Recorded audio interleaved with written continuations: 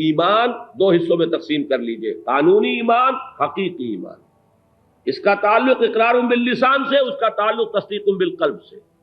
اب یہاں لفظ رکھیے کہ اس قانونی ایمان ہی کے لیے ایک لفظ اسلام ہے، اور حقیقی ایمان کے لیے وہی لفظ ایمان جو کا تو قائم رہے گا۔ یہ دو درجے کیا ہیں؟ ایک وہ شخص ہے جو زبان سے کہہ رہا ہے اشہد ان لا الہ الا اللہ واشہد ان محمد رسول اللہ، اسلام میں تو آ گیا، جیسا کہ میں نے کل عرض کیا تھا۔ چاہے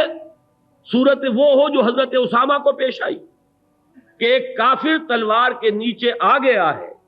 اس کے لیے یقینی صورت اسے نظر آ رہی ہے موت، اس وقت وہ کہہ دیتا اشہد ان لا الہ الا اللہ واشہد ان محمد رسول اللہ، لیکن آپ کی تلوار وہیں رک جانی چاہیے، اس لیے کہ قانونی اسلام کے درجے میں وہ آ گیا،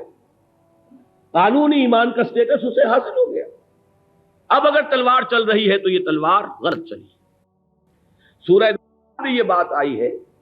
جب صحابہ کرام فوجی صورت میں دستے کی شکل میں باہر نکلتے تھے اور کوئی شخص راستے میں نظر آ گیا، گمان غالب یہ ہے کہ یہ کسی دشمن قبیلے کا ہے، کافر قبیلے کا ہے،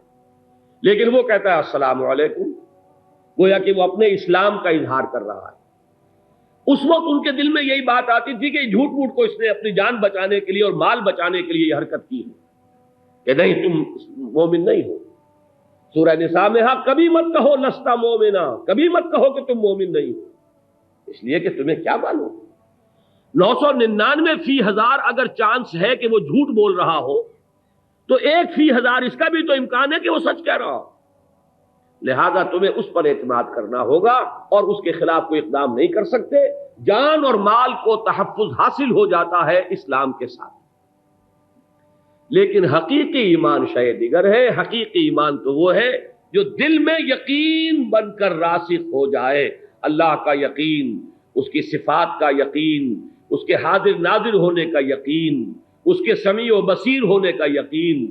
مرنے کے بعد جی اٹھنے کا یقین، اللہ کے حضور میں حاضری کا یقین، حساب کتاب کا یقین، جزا و سزا کا یقین، جنت اور دوزخ کا یقین، فرشتوں کا یقین، وحی کا یقین، کتابوں کا یقین، نبیوں کا یقین، رسولوں کا یقین، اور محمد الرسول اللہ صلی اللہ علیہ وسلم کی ختم نبوت کا یقین۔ یہ یقین ہو تو بات بنے گی۔